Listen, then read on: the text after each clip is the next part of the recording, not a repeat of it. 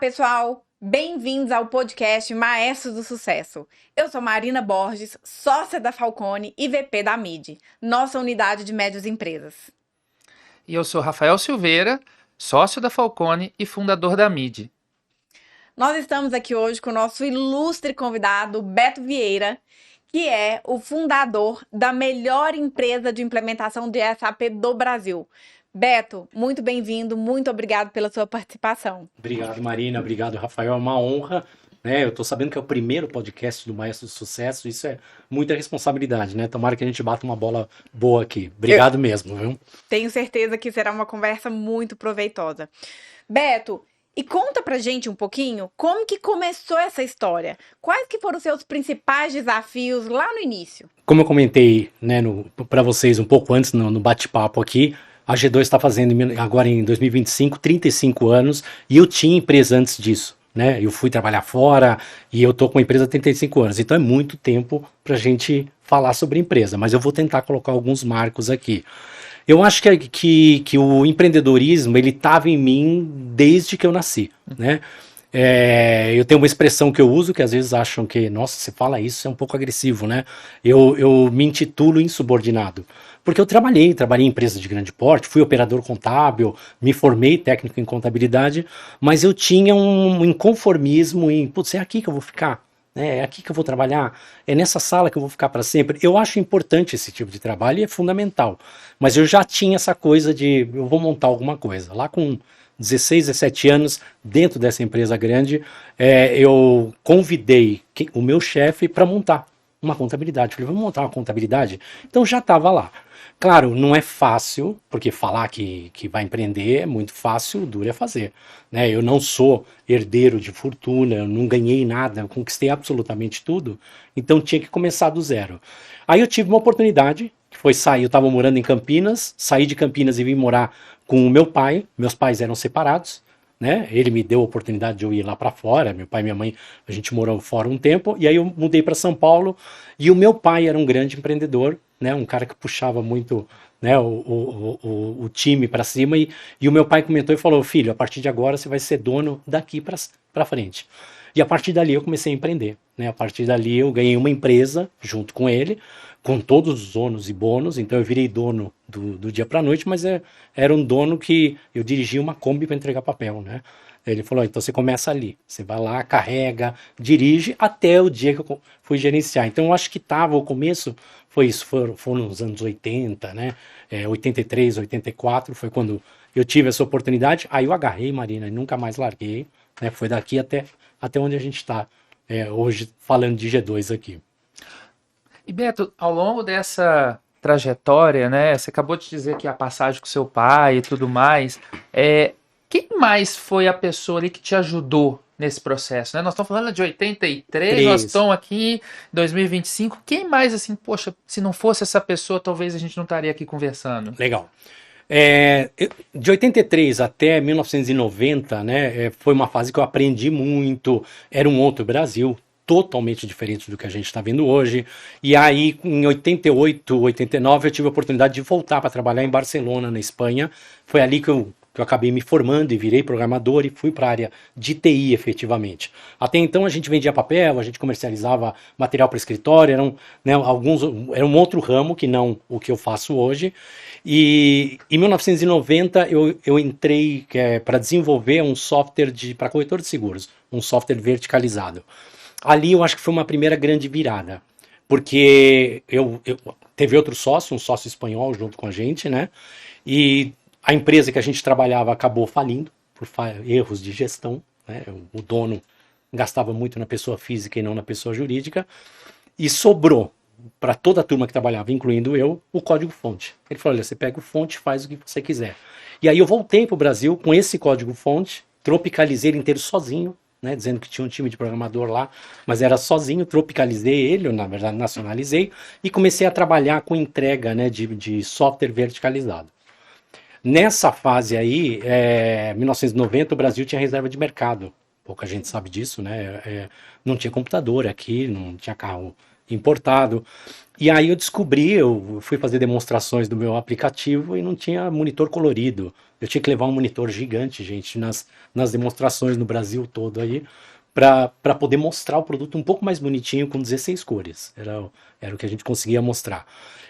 Isso foi evoluindo, a gente acabou tendo um baita sucesso, foi um dos grandes softwares de corretor de seguro, só que não tinha computador. Como era um país sem reserva de mercado, eu fui fazer o quê? Vender computador, vender rede local.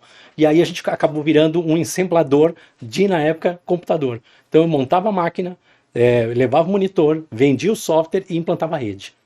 Rede, a título de curiosidade, a $1.000 o ponto de rede. Porque não tinha, né? Era rede ponto a ponto. Isso aí se passaram muitos anos, eu voltei para a área de desenvolvimento, e aí, respondendo a tua pergunta, Rafael, aí eu comecei a trabalhar com a Gláucia.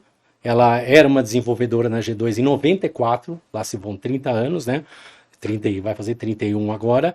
Eu comecei a trabalhar com a Gláucia e eu notei que ali a gente poderia fazer. Gente, se eu tinha um software feito para corretora de seguros, a gente pode fazer algo mais verticalizado, mais segmentado e não desenvolver para todo mundo.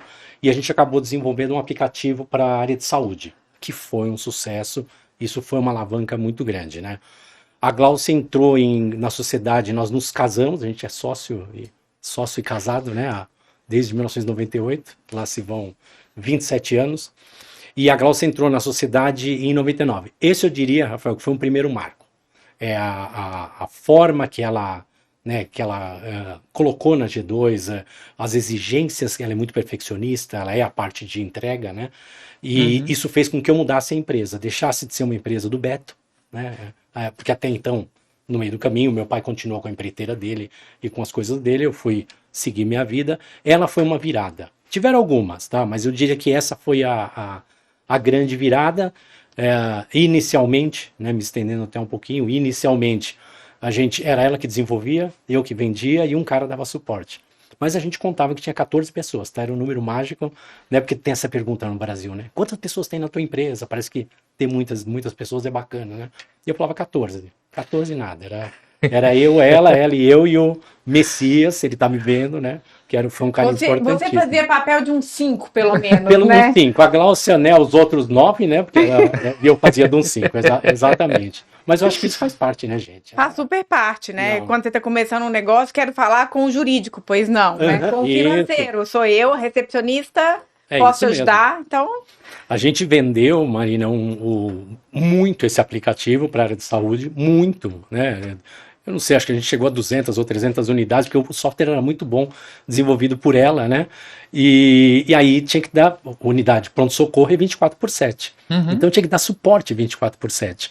A gente tinha um Nokia, um aparelho, em 1999, 2000, um Nokiazinho, que ficava embaixo da nossa cama para dar o suporte 24/7. Então uma noite ela atendia, outra noite eu atendia. E tinha um cara que era uma figura, até hoje a gente lembra disso, ele gostava de bater papo na hora do plantão, porque ele achava que eu estava de plantão mesmo. Tudo bom, Beto? Era um peruano, ele me ligava com sotaque e ele queria conversar às 3 da manhã. Aí, fulano, você tá com problema aí no software? Não, só para saber se você tá bem. E a gente estava trabalhando, mas olha, conseguimos dar suporte, foi crescendo e aí o time a gente foi aumentando. Muito bom. Beto, você trouxe pra gente você utilizou aí a expressão nós quebramos, né? E aí você voltou da Espanha e, enfim, fez toda a revitalização necessária e começou de novo. Sim. E vida de empreendedor é isso, né? A gente tem altos e baixos, né? A gente tem muita coisa difícil que o empreendedor vive e dá a volta por cima. É muito bonito ver a história dos empreendedores. E você trouxe pra gente que um dos principais motivos desse baque que vocês sofreram ainda aí, bem no início, foi falta de gestão. O que foram os aprendizados dessa falta de gestão e como que isso mudou a sua jornada até aqui? A gente, assim, a gestão, você já respondeu, né? A gestão é tudo, né? E você controlar o número todo dia, toda hora, centavo a centavo. Assim, você não pode, né, se perder financeiramente. Você tem que fazer um mix. A nossa quebra foi por apostar, né, as fichas em 2 ou 3 clientes, e aí 2 ou 3 deles quebraram, você quebra por consequência, então a gente aprendeu a pulverizar. A TI, né, hoje em dia nem tanto, mas ela era um segmento muito de one shot. Então eu vendo um projeto, cobro lá, né, uma fortuna, né, encho o bolso, encho a empresa de dinheiro, e aí eu vou correndo atrás do outro projeto. Hoje em dia é muito mais SaaS, isso aí não pode acontecer, é uma coisa que a gente fez uma virada dentro da empresa, a gente falou, gente, nós temos que pulverizar e criar, né, um recebimento perene, um recebimento, né, que ele fosse pequeno, que o cliente não reclamasse, que a gente recebesse isso durante um período médio ou longo, né, para ter sustentação na empresa, né. Não dá para brincar com a empresa, é todo santo dia, você tem que estar no caixa, tem que estar no balcão entregando pãozinho. Então eu acho que a gente ficou um pouco displicente com a empresa e a gente notou que, né, o dinheiro em empresa ele não aceita desaforo. E aí a gente partiu para ter uma gestão um pouco mais profissionalizada, né? Ainda não era o que hoje é a G2, hoje a gente tem a Meet by Falcone, né, cuidando da gente, então a gente chegou lá, né? Mas indo para o segundo marco, Rafa, que você me perguntou, teve uma entrada que hoje é nossa sócia diretora administrativa, que é a Priscila de origem oriental, a gente chama de Japa Ninja, e ela é aquela que olha o cofre todo santo dia, ela olha como é que está a administração, ela nos deixa tomar cuidado se a gente está gastando um pouco a mais ou um pouco a menos. Então essa pessoa, ela contribuiu para, eu que sou praticamente área de vendas, e gosto de empreender, e gosto de bater papo, né, e gosto de estar na rua. A Gláucia, que é a CMO e COO, ela tem os dois chapéus, ela é formada, né, para marketing, mas ela faz o delivery porque ela nasceu nisso. E a Priscila controla tudo isso muito, muito bem. É ela que entrega os números para vocês, tá? Ela é que gerencia. Eu acho que isso foi uma virada. A gente não brinca hoje na G2, a gente não toma empréstimo, a gente toma com muito cuidado. Se o dinheiro estiver muito barato, a gente vai lá, faz uma análise, ela faz uma análise financeira para falar, podemos fazer esse abuso? Eu entendo que a gente às vezes precisa capitalizar para crescer, mas a gente respeita muito hoje toda a gestão, é diária, né? De domingo a domingo, tá? Sábado a gente estava almoçando junto e falando de trabalho, os 3 sócios, né? Ô Beto, eu tenho 2 perguntas aqui que eu queria explorar, que você falou bastante aqui de contexto, né? Então, pensando uma empresa que nasce na década de 80, né? Reserva de mercado, era tudo fechado. Você lembrou ali no momento da década de 90, né? O Collor tinha uma frase, né? Os carros são todos umas carroças. Nossa. Era por causa disso, a gente era muito fechado naquele momento, né? Então a gente sai de um momento em que é até estranho hoje a gente dizer, hoje a gente fala para os nossos clientes, poxa, não é bom você ter 1, 2, 3 clientes, que você fica muito no risco dele desistir de você. Você trouxe um elemento diferente, dele quebrar, que era a realidade daquela época, era quebrar, né? Como é que foi esse contexto econômico? Então, passando 80, 90, anos 2000, são tantas mudanças, como que isso moldou a G2 de hoje? Você falou um pouco ali de número, foco no número, mas como é que foi esse processo? Eu acho que viver nesse Brasil tão duro, né? Era um Brasil com 80% de inflação ao mês, né? Isso é inimaginável, né? Não tem como explicar o que era isso, o dólar ele mudar 3 vezes no dia, remarcar preço, né? 2 ou 3 vezes por dia. Então deixou a gente muito resiliente, né? A gente ficou com uma casca muito grossa como empresário e era um mercado, Rafael, que a gente tinha que comprar ou pagar, né? Tudo praticamente à vista, né? Não tinha financiamento, não tinha dinheiro público, o dólar ele influenciava muito o nosso mercado, então a gente aprendeu a fazer negócio, né, com gente com quem podia pagar, tinha que ter um ciclo de venda muito rápido para a gente poder fazer isso, porque se eu recebia $1.000, a gente falava na moeda da época lá até chegar ao real, a moeda que fosse, mas a gente falava em dólar e eu tinha que aplicar isso direto em outro negócio. Então, ser empresário nessa época, assim, não me gabando, nem sinto saudades disso, né? Eu acho que formou essa turma para que hoje a gente possa, né, ter sucesso com as nossas empresas. Hoje eu acho muito mais fácil, né? Hoje você tem capital, hoje você vai no banco, tem banco, juros, né? É alto. Alto era não sei quantos 1000% que era, né? Ou era impagável, tinha um negócio chamado overnight. Épocas difíceis, né, Beto? Dificílimas. Sabe o que eu queria te pedir? Vendo a sua história dentro desses tempos difíceis, né? Que você dê uma dica para o médio empresário que hoje acha difícil a economia, né? Sempre fala, estou vivendo um período, a gente tem muita instabilidade, eu acho que a gente deveria esperar um pouco, porque a gente escuta muitos médios empresários com medo do que pode acontecer no mercado, com medo do que pode acontecer na economia, e sempre tem um elemento que o faz esperar, às vezes, por uma tomada de gestão. E eu acho que você trazendo aí, né, a experiência de 35 anos, de tempos tão difíceis, o que é a dica que você dá para esse médio empresário de hoje? Não, a dica hoje o mercado é muito fácil de trabalhar, né? Hoje ele é muito mais tranquilo. Essas incertezas que falam o empresário, pelo amor de Deus, né? Hoje é muito. A gente tem previsibilidade, a gente sabe o que está acontecendo, a gente pode trabalhar em outro mercado, não só no nacional. O Brasil é gigante, primeira coisa, então você está num país com um potencial muito, muito grande, só que é um país muito rico e com muito a ser explorado ainda. Você vai na Europa, a Europa é avançada, mas limitou, né? Eu já não posso mais construir, eu tenho um limite de empresas porque saturou. Aqui é um oceano, né? Aberto para poder empreender. Não tenha medo de tomar, apesar de eu dizer que a G2 é uma empresa toda saudável, tudo, não tenha medo de tomar dinheiro no mercado, tome muito, muito bem. Opa, vou voltar. Não tenha medo de tomar dinheiro no mercado. Sim, se o dinheiro, você sabe onde vai aplicar, né? Você tem uma boa gestão disso, então acho que isso seria um alavancador muito bom para a sua empresa, né? E ter uma empresa, né, para o empresário é velejar. Então, o que a gente faz? Eu adoro vela, meu filho velejou, né? O que a gente faz? Primeira coisa, você vai ver se seu veleiro está inteirinho, se não pode ter um cabo ou uma corda com problema, uma vela rasgada, ele tem que estar inteiro. A sua empresa e vocês têm que estar prontinhos para poder trabalhar nisso. Faça uma carta náutica.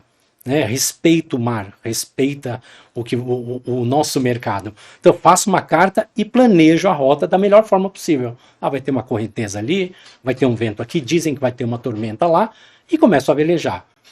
E aí, em dado momento, isso muda, porque velejar é isso, está tudo planejado e a correnteza mandou para a direita, saiu um calor de 43 graus, apareceu uma chuva gigante, muda o rumo do veleiro, na hora que você sentir como empresário, porque aí, Marina, é um feeling talvez de quem empreende, né? De você falar, é o momento de eu mudar. Não ter medo de mudar, muda rápido, né? Mas sempre pensando num veleiro, eu não quero afundar. Então aí você vai tomar outros rumos. Às vezes você vai ficar um pouco mais lento do que você estava, às vezes você vai diminuir. Não tem problema. O que você não pode é desistir em momento nenhum.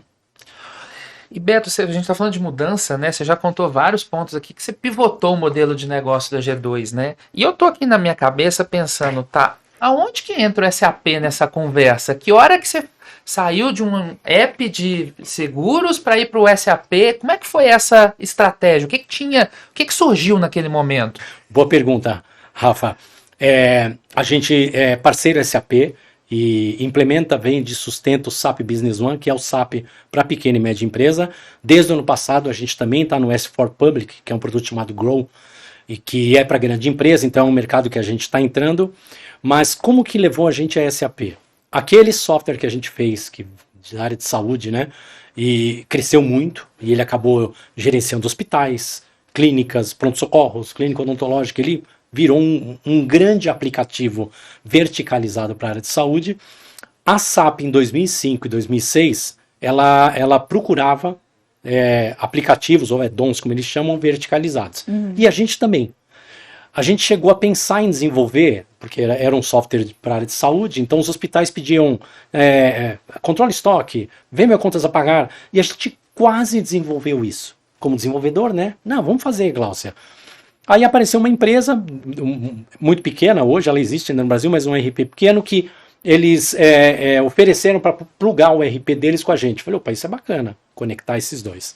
E aí teve um diretor da hoje Sonda Procwork, Paulo Vieira, um cara, foi meu primeiro funcionário quando eu voltei para o Brasil em 1990, foi meu primeiro funcionário, hoje é um grande executivo aí no meio. Ele falou, olha, posso te dar um conselho? Tem um produto entrando chamado SAP Business One. Se fosse vocês, eu conectaria com essa multinacional alemã, é outro patamar, eles são 40 anos de mercado, o mundo todo, 80 e tantos % das grandes empresas usam SAP, e a gente foi bater na porta da SAP mesmo, escuta, temos aqui um software, e claro, né, aí tem aquelas coisas, né, falando de novo para o empresário, né, que às vezes os astros, eles combinam e a coisa dá certa. E aí a SAP nos homologou como a empresa que verticalizava na área de saúde o SAP Business One. E essa foi a entrada da SAP.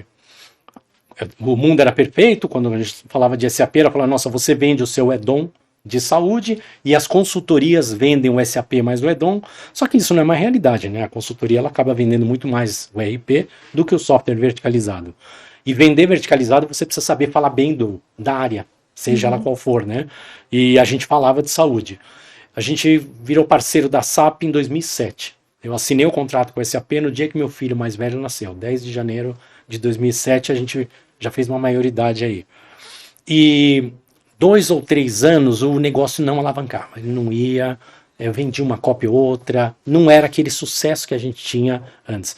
A gente foi entender o que estava acontecendo e o que faltava era falar a língua do médico, falar procedimento, falar paciente, né? E aí a gente pediu de novo para a SAP, porque o desenvolvedor, né, o ISV, como era chamado na época, e depois virou SSP, Software Solution Partner, ele não vende o Business One.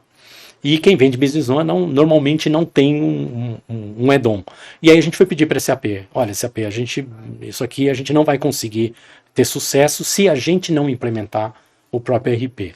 E ali a gente começou, 3 anos depois a SAP autorizou a gente, e a gente virou uma consultoria praticamente hoje de ERP SAP Business One. Essa foi a nossa entrada, Rafa. Uma grande disrupção, né? Porque em 35 anos, são 18 anos com SAP, começou o business focado em um produto que é outra entrega totalmente diferente hoje, né? Então, você mesmo disruptando o seu negócio, o que faz sentido para mim nesse momento, e mudando conforme você achava para onde o mercado ia, o que fazia sentido, né? Muito legal. Beto, eu tenho uma pergunta agora relacionada à gestão familiar. No Brasil, nós temos 120 mil médias empresas e 90% dessas empresas são familiares, né? Você citou que você começou o negócio aí com seu pai, apesar dele não estar ali na frente, sim, mas foi o grande, né, incentivador desse negócio e era seu sócio, é seu sócio ainda, né, no negócio desde o início. E depois entrou a sua esposa, que hoje é CMO e CEO do negócio, né? E como que funciona, né? Quais são os combinados ali da gestão, da governança, para vocês terem essa gestão tão bem sucedida como vocês têm hoje? Legal, Marina. Assim, todo mundo pergunta isso, né? Às vezes a gente vai juntos para um projeto ou para uma venda, para uma apresentação, e a gente respeita tanto a sociedade e o trabalho de cada um mais do que a sociedade, que tem gente que não sabe que a gente é casado e fica surpreso depois, e aí descobre que o G2 é G de Gilberto e de Glaucia, né? Invertendo, né? Primeiro a Glaucia, ela é o G1, né? Eu sou o G2. Mas, nossa, vocês são casados? Sim, somos casados. Eu acho que desde o princípio a gente se respeitou muito, então eu tenho muito respeito pela Glaucia como profissional. Não tem problema. Então, desde o início a gente se respeitou muito, eu tenho muito respeito por ela como profissional, né? Eu vejo que ela me respeita também, então, com essa coragem de empreender, às vezes, né, um pouco até de maluquice, né? Empreender é, em algum momento, saltar na piscina e não saber nadar, né? Mas a gente dividiu muito as caixinhas, Marina. Então, ela faz a entrega, o delivery do nosso produto, o Business One. Ela é a CEO, ela tem um time muito maior que o meu, sei lá, 50 pessoas embaixo dela. Mas se eu faço uma venda, eu fico muito com um pezinho no comercial, porque eu adoro, né? Se eu faço uma venda e a entrega for ruim, eu cobro dela como eu deveria cobrar de uma pessoa que eu contratei. Se a minha área, que é o comercial administrativo, estamos gastando demais, estamos vendendo menos, ela me cobra igualzinho. Olha, Beto, está faltando projeto, mas assim, uma cobrança dura, né? Então eu acho que esse respeito que a gente tem um pelo outro, e saber dividir o que é profissional, o que é pessoal, o que é a sua atribuição, o que é a minha atribuição. Ah, não, hoje ela tinha um compromisso muito cedo, eu não. Ela foi no compromisso dela, e ela me respeita que eu não precisava ter um compromisso tão cedo, e eu respeito ela que no final do dia provavelmente ela está mais cansada do que eu. Então eu acho que esse é o grande segredo. Né? Somos apaixonados, então isso facilita muito, né? A gente tem um relacionamento muito bom, lá se vão 30 anos aí, mas eu acho que é você saber separar, cada ator fazer o seu papel dentro da empresa. Eu vejo muita empresa, Marina, então o pai nomeia o filho gerente ou diretor, e ele continua mandando lá. Né? Não, se você delegou, ele tem que fazer. Ele vai errar? Vai. Isso faz parte né? A gente tem filhos aqui, tem que ralar o joelho, né? Se não ralar, não vai saber nunca como dói, como... Então, eu vejo muito essa... né, a gente implanta, assim como vocês, a gente implanta um sistema de gestão. Então, a gente está lá dentro olhando o tempo inteiro. E às vezes me dá um pouco de aflição. Os mais velhos eu chamo, falo, deixa ele, né? Ele tem que cair. Ele não vai fazer como você? Não, claro que não. Pode ser que ele faça melhor. Pode ser que ele faça pior. Mas se você delegou, é isso. E aí a gente tem a nossa, como eu falei, a nossa Japa Ninja, que orquestra isso, tá? Ela ajuda muito, né? A sincronizar, equalizar as nossas falas. Porque nós somos muito diferentes, parece incrível. Isso é um outro ponto, eu acho que a complementaridade é importantíssima, né? Então a gente é muito complementar. Quem cuida das finanças, ela entende muito de finanças, ela gosta disso. Quem cuida do comercial sou eu adoro isso. Quem faz a entrega e o marketing, a Gláucia, eles adoram isso e a gente se complementa. Né? Eu não tenho as capacidades que a Gláucia tem, muito menos a Priscila. Né? Eu acredito que elas não tenham. A gente está tentando formar porque eu preciso passar essa bola. Né? Mas eu acho que é ser complementar e respeitar, né? Cada um o seu papel e seu cenário. Mas eu posso te dizer, né, até conhecer o mundo aqui de tantos clientes, de tantas médias empresas, que a G2 tem uma governança que funciona muito bem.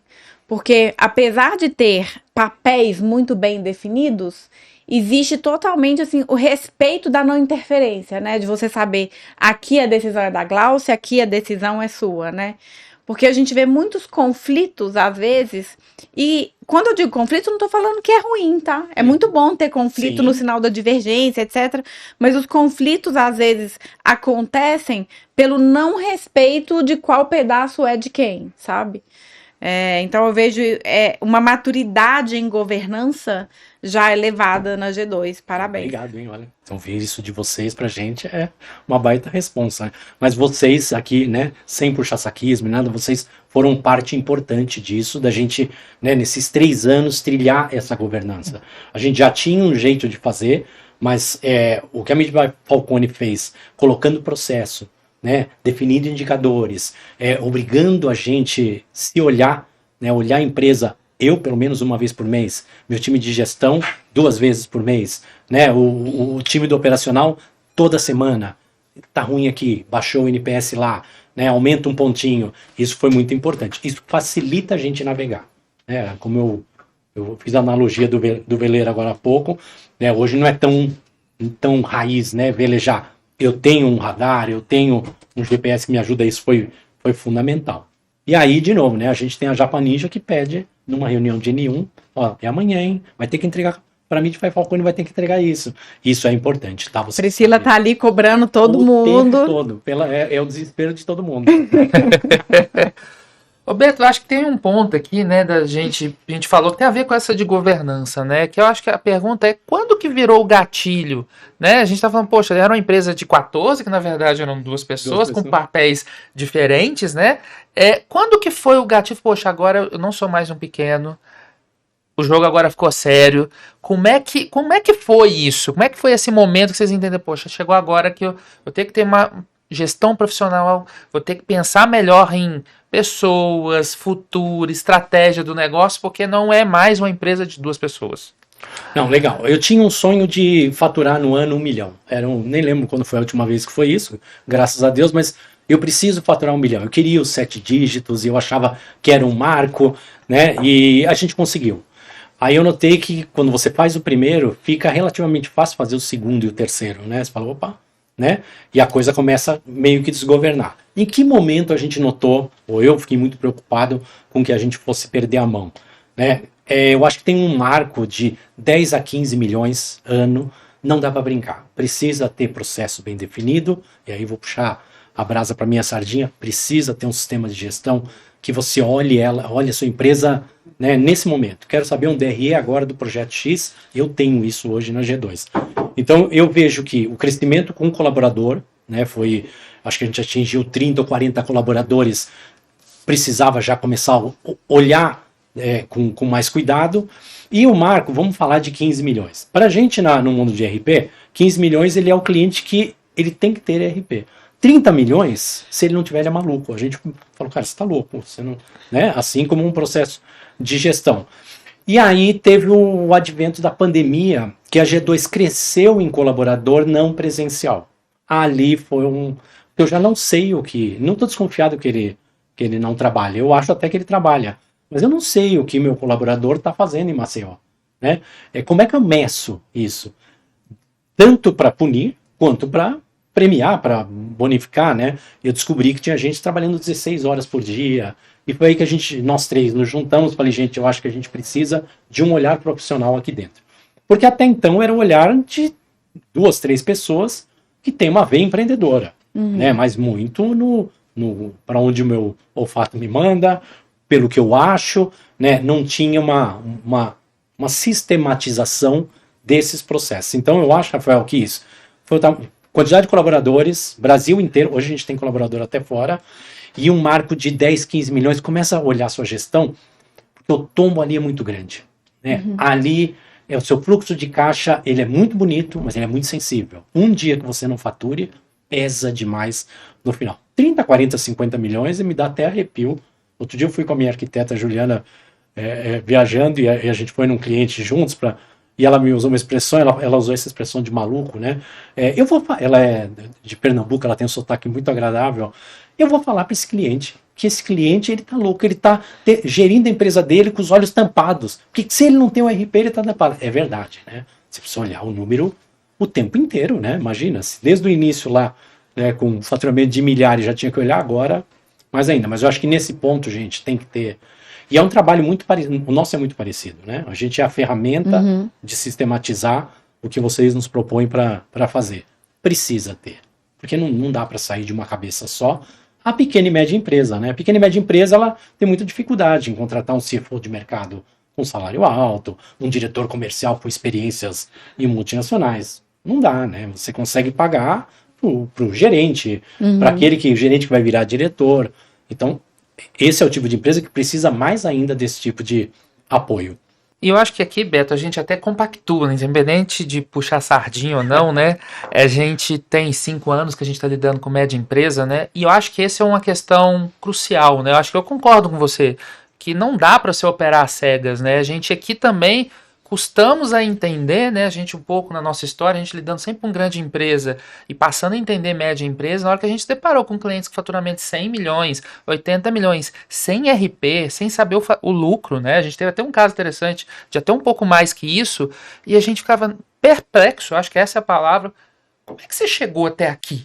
Eu acho que essa é a pergunta. Como que esse negócio dá certo, né? Como que deu certo até aqui sem olhar os números, sem conhecer os números, sem saber se está tendo margem positiva ou não. Exatamente. Não, e é isso, né? Eu vejo muito, vocês devem ver também, que... Porque o empresário ou quem está fazendo a gestão, ele olha muito o giro que ele tem mensal, né? E ele, às vezes, se ilude que aquele dinheiro, se ele fatura 120 milhões ano, ele tem 10 milhões mês, se a gente dividir por 30 dias, 300 mil dia. É muito dinheiro, né? Você paga as contas muito fácil.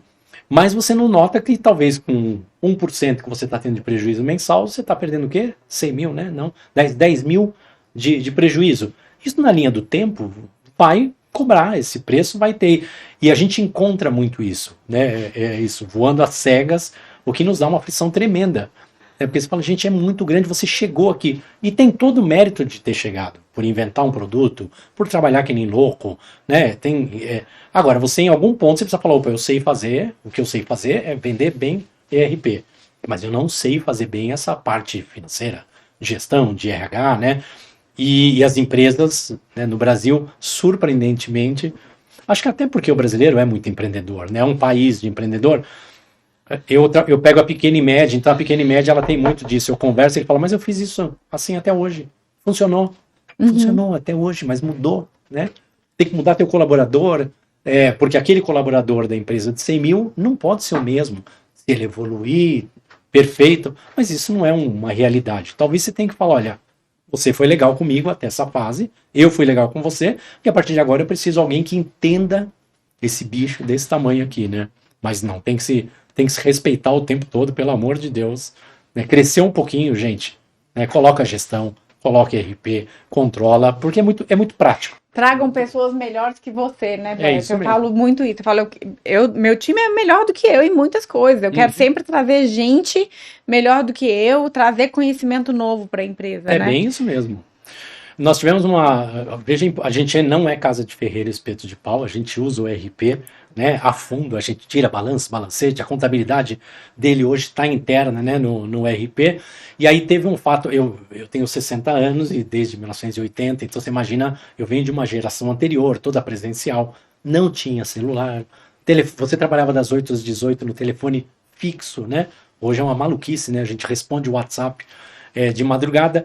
E aí, quando decretou a pandemia, e a Glaucia me comentou junto com a Priscila, falou: olha, amanhã acho que ninguém mais pode vir para o escritório. Eu falei: acabou o mundo, né? Como que alguém não vem trabalhar no escritório? Eu falei: impossível, gente, nós vamos ter que burlar a lei. Né? A V2 vai quebrar. E aí a Glaucia, a Priscila e um cara que era de infra, não, a empresa está preparada. A gente consegue amanhã estar no ar, que era tudo muito digital. A gente foi a primeira empresa a colocar o Business One na nuvem lá em 2013. A empresa é toda digital e os nossos números e os nossos clientes, os números de nossos clientes estavam todos no RP. Então a gente sabia quem é que ia precisar de suporte. Qual é aquele que vai ter problema no faturamento do dia seguinte? Aí a Glaucia e a Priscila me chamaram e falaram: Beto, fica tranquilo, amanhã todo mundo em casa, né? E vai dar certo. Eu fui falando: isso aqui acabou. Aqui a pandemia levou G2. Foi um crescimento enorme nosso. Então você imagina a importância de ter tudo isso na mão, né? De não ter uma gestão centralizada e saber quanto eu tenho para pagar hoje. Como é que está o meu projeto X ou Y? Quanto eu tenho para receber hoje de forma remota?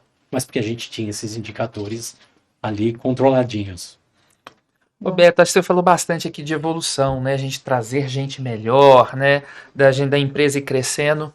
Foi o seu desafio como pessoa, como líder, para se transformar do fundador dos anos 80 para o maior implementador de SAP Business One agora? Como é que foi esse desafio pessoal como líder? Que eu acho que também é um tema muito importante, que tenho certeza que vários empresários, vários líderes têm essa mesma angústia. E às vezes, né, Rafa, é inclusive uma lacuna tão grande no empreendedor ser também um bom líder, que muitas vezes a empresa acaba desaparecendo ou quebrando, porque esse empreendedor não tem essas habilidades de ser um bom líder em conjunto, né? A liderança é muito difícil, né? Ela tem um quê de dom, eu acho. Você vê que tem gente que nasce líder, é o jeito, já desde pequenininho ele lidera a brincadeira, né? Mas é uma coisa que você também aprende e melhora, né? Você vai evoluindo. O que eu senti antes era tudo muito na mão, né? Eu sabia, hoje eu sei ainda, mas eu sabia o nome de todo mundo, quantos filhos tinham, qual era o nome do filho, porque eu tinha 6 ou 7 pessoas ali, a gente podia comer uma pizza todo mundo junto na sexta-feira, e a coisa começa a crescer, e aí você tem um colaborador que você vê uma vez, o kickoff da G2 foi semana passada, e aí a gente junta toda a turma, então vem gente, né, de Alagoas, de Pernambuco, do Sul, e alguns eu vejo uma vez por ano. Então, o que eu tentei fazer? A gente sempre teve muito orgulho de ser uma empresa familiar, né? No sentido bom, porque tem um lado ruim do familiar, né? Aquilo que eu mando e você faz, que eu sou seu pai, eu sou a mãe, etc. Mas tem esse é o lado ruim. Tem um lado bom de ser familiar, que essa coisa está muito próxima. A G2 é muito humanizada. Então a gente tem um departamento hoje de pessoas e cultura que sabe se alguém teve um filho, se o filho está doente, putz, ele precisa... Eu preciso amamentar meu filho porque agora está na hora de amamentar, mas eu estou no projeto. A família pra gente é tudo. Então a gente tenta manter ela muito humanizada e eu tentei não virar aquele cara lá de cima que olha, né, um montão de gente trabalhando para mim. Não, pelo amor de Deus, né? A G2 ela é essa turma. Hoje a gente está batendo perto de 100 colaboradores. No kickoff eu falei: vocês fazem isso. Eu já não faço mais. É claro, né? Vou lá falar com o CEO, vou medir como é que está o mercado, mas são eles que fazem essa empresa. E é tentar, Rafael, ficar próximo, né? Não virar o faraó na pirâmide lá, que eu acho que esse é um grande perigo, né? Você não é superior a ninguém. Eu tive uma boa oportunidade, gente boa do meu lado, alguns acertos. Mas foi sua capacidade? Talvez, eu acredito que sim. Teve muito trabalho, tá? Esse eu sei que, né, é 24/7 o tempo todo. Mas eu acho que esse é o desafio da liderança. Agora eu entro numa fase que eu gostaria, né, que que entrasse alguém sucedendo, né, o CEO, e até eu fui fazer isso, deu um pouco de barulho, porque ficou meio ofensivo, é como se eu não quisesse trabalhar com as minhas duas sócias e com gente da G2. Minha gerente comercial falou, ele não quer mais. Eu falei, não, mandei o comunicado errado. Eu queria ver a G2 com outra gestão. Então, eu preciso me capacitar para ir para um conselho ou para alguma outra coisa, ou até assumir uma função, né? Quem sabe de programador, né? Lá, de novo. Não é que não quer mais, quero tanto que estou preocupado com o futuro disso aqui, né? E sei que essa posição não é a minha posição nos próximos 10, 20 anos e a gente precisa deixar isso estruturado. Eu até, assim, queria que você explorasse isso um pouco mais, porque é muito difícil, eu vou chamar aqui, vou usar a palavra desapego, ter esse desapego, talvez, do empreendedor, do dono da empresa ali, como que você trabalhou isso e como é que você enxerga, assim, facilidade, né, para lidar com essa situação e saber que você tem que desocupar a sua cadeira e descentralizar mesmo as coisas que acontecem, tirar da sua mão, para inclusive ter perenidade da empresa, né? Eu acho, Marina, eu venho de uma época que hoje chama de economia real, capital real, né? Você é seu dinheiro, né? No fundo é isso que estão falando. E a gente não tem nenhum investidor na empresa. A gente fez uma operação de spin-off ano passado, apanhamos pra caramba, foi muito boa, um sucesso. A gente é muito parceiro dessa empresa e dos donos até hoje, mas a gente nunca teve aporte de capital ou eu busquei ter uma empresa para ter valuation e vender. Então eu sempre quis ter uma empresa para ser perene, para que me sustentasse. Por isso que a gente foi para o modelo SaaS lá em 2013, 2014, para criar uma recorrência e deixar a gente saudável, né? Isso. Então a G2 ela foi desenhada, foi idealizada para eu deixar ela. Eu quero ver essa empresa girando. E aí tem que ter um momento de você entender que, por que você, mas você vai ter muito experiente, tudo, sim, mas eu sei que eu não tenho mais a mesma velocidade que eu tinha com 27, com 30 anos, é natural isso, por preguiça, por cansaço, por idade, né, tem um montão de fatores hoje que me influenciam, que eu não sou o mesmo Beto daquela época com aquela garra, e aí você enxergar a gente do teu time que fala, putz, isso daqui tem potencial, né, tá com a faca nos dentes, quer pegar isso, aí eu vou tentar passar a minha experiência e quero continuar dentro. Por quê? Porque eu quero ver essa empresa com uma outra gestão, né? Deve ser muito gostoso, tomara que tenha sucesso, né? Vai ter, não, mas é muito gostoso você olhar e falar, gente, olha, eu deixei isso aqui em 1 e agora está em 1,5, ou está em 2, ou está num outro modelo totalmente diferente, né? Não é mais o que se faz hoje, mas é para eu poder olhar do lado de fora e tentar passar as boas experiências, as boas práticas e deixar essa parte de inovação tudo para a molecada, que existe um gap gigante, tá, gente? Hoje é muito cansativo, né? Nossa senhora, nosso mercado é diário, né? Lance A, lance B, lance C, é muito cansativo pra gente, né? E tentar passar a experiência. Então eu tô tentando fazer isso, tá? Vocês estão ajudando a gente a preparar o time, né?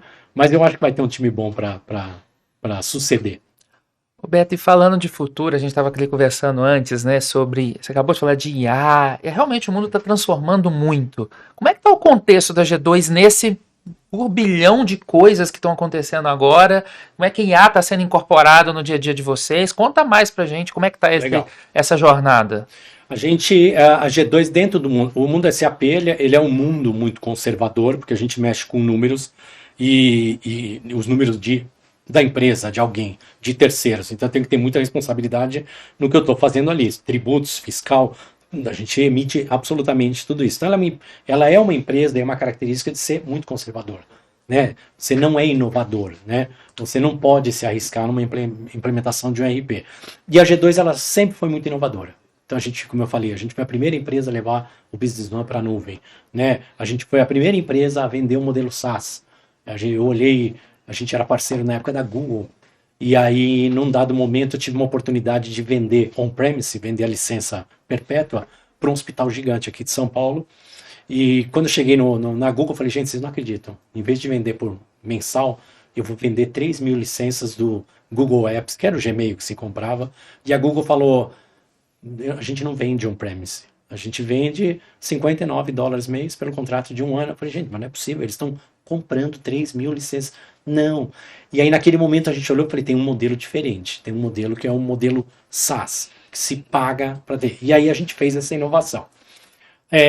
A IA, há 2 ou 3 anos atrás, visitando alguns congressos fora, a gente entendeu que ela faz muito sentido para o nosso mundo de ERP. Não é só o chatbot, não é nada disso. E aí a gente conseguiu, né, uma excelente parceria com uma empresa que sede em Londres e o escritório, o QG onde eles desenvolvem em Barcelona, que é a Nemeda, que nos passou a primeira IA para G2 para a gente desenvolver produtos dentro de ERP.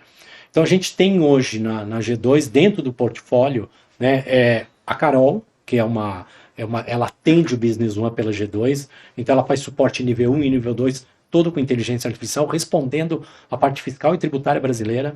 Então, se tem uma dúvida de imposto, ele vai lá e pesquisa, ela responde, e aí entra o nosso time para fazer o suporte 3, né, ou verificar se a Carol está respondendo isso certinho. A gente já está com esse produto há 1 ano e meio, porque para o mercado hoje em dia de tecnologia é um século, né? E agora a gente está entrando com uma linha toda, vai ser lançado agora até em Orlando, num summit que vai ter DSAP, uma linha toda para ajudar o próprio RP. A gente faz projeto de IA, né, tailor-made, né, o customizado. Eu quero uma IA para analisar as gravações que eu faço aqui. Eu faço, mas a gente está tentando, de novo, verticalizar e produtificar, né, porque é a nossa especialidade. Então, hoje está sendo desenvolvido IA para que o nosso cliente fale com RP, fale com linguagem natural, né, ao invés de entrar numa tela com 300 parâmetros, data de lançamento, data de vencimento, qual é o centro de custo que eu quero, que ele possa falar. Olha, eu quero meu fluxo de caixa com os boletos, erra o português se quiser, né? Que estão para vencer aqui, e ele responde. O RP, ele vai lá no SAP e responde para a gente isso. Tem uma série de produtinhos, são 7 caixinhas hoje. Compra, solicitação, que a gente entrou com IA. Hoje, a gente está dedicando muito esforço nisso, porque a gente entende que é o futuro do nosso mercado, né? A gente deixa de digitar e começa a falar. Mas a molecada, assim, eu uso até pouco, mas eu vejo que na G2 a turma é mais nova, nossa, eles estão o dia inteiro, tem gente que usa 2 IAs, assim, nossa arquiteta fala, não, eu tenho 2 ligadas aqui, é o ChatGPT, mas não sei o que, para poder ajudar e melhorar a acessibilidade do RP, que ainda é dos anos 90, né? Ainda se digita, se dá um clique, se fala ok, por que não falar, né? Beto, te escutando, né, e conhecendo assim, a história da G2, a gente vê uma empresa que a gente tem hoje processos e padrões já muito estáveis, né, muito bem organizados. A gente vê uma governança já bastante madura, um mapeamento de sucessão, né, uma sucessão ali amadurecendo, né? E a gente traz agora muita inovação, né? A gente vê você o tempo inteiro preocupado com essa transformação toda. O que tem sido, assim, mais difícil nisso tudo para atingir os resultados que a G2 tem hoje? O que é o resultado hoje mais importante para você? Claro que a gente ainda tem os resultados financeiros, né? Que é o guia de tudo, etc. Mas o que hoje te dá, assim, tira seu sono, te dá dor de cabeça quando a gente fala assim, não tô conseguindo alcançar esta meta? O mercado, a gente tem muita alternativa hoje no mercado, né? Tem muita opção, muito produto que se cria e que não vai para frente. A gente é uma empresa, como eu falei, a gente produtifica tudo isso.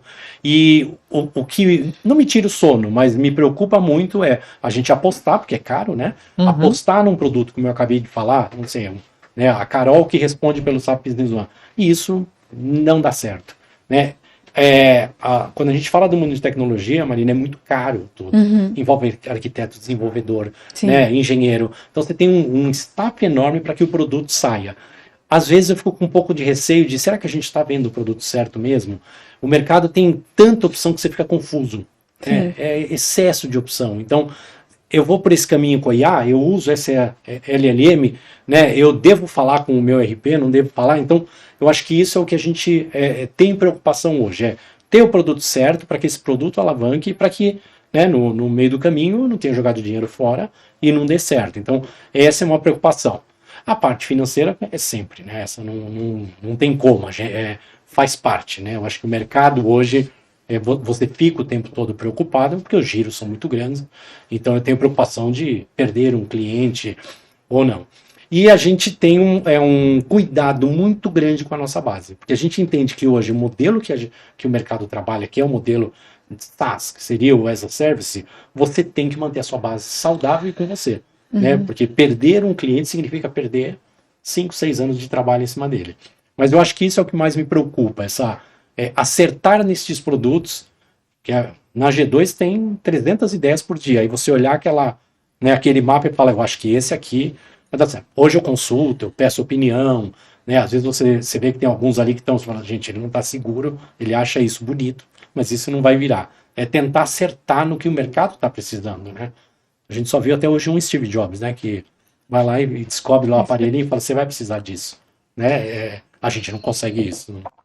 Beto, para a gente ir conduzindo aqui para o final, eu queria te pedir uma dica para o médio empresário, né? O médio empresário que está aqui nos assistindo, e se você pudesse, assim, dar uma orientação, algo que funcionou muito bem ou que não funcionou, né? Que foi algo também que você possa ter errado, que você não erraria de novo.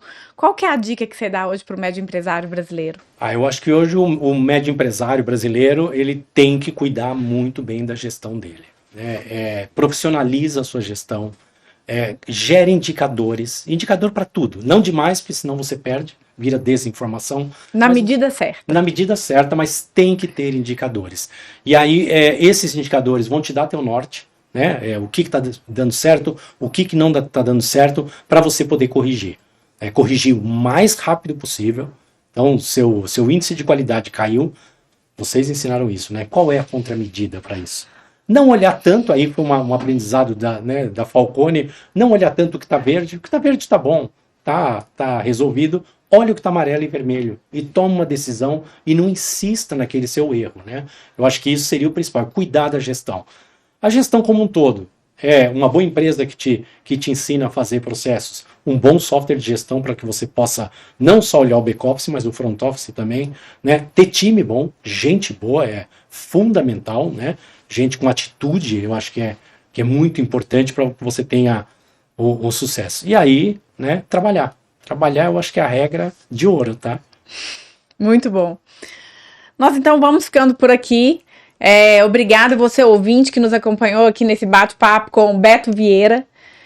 E se você gostou desse episódio e quer mais novidades, siga nossas redes sociais, @midfalcone. Beto, quero também deixar espaço aqui para você falar aí suas redes sociais, fazer aí a propaganda da G2. Legal, muito bom. Obrigado, Marina. Obrigado, Rafael. Instagram, esse é o pessoal, tá? @BetoFilho, me segue lá. @G2 Tecnologia, LinkedIn G2 Tecnologia e Beto Vieira. Vocês vão encontrar lá bastante material. No YouTube a gente tem muita coisa lá de Business One. Segue a gente, né, que a gente vai ter um prazer enorme em fazer contato. Obrigado, viu, Marina? Obrigado, Rafael. Foi uma honra ser convidado por vocês. Então eu quero agradecer você que acompanhou o nosso podcast até aqui. Muito obrigado pela sua participação. Até o próximo.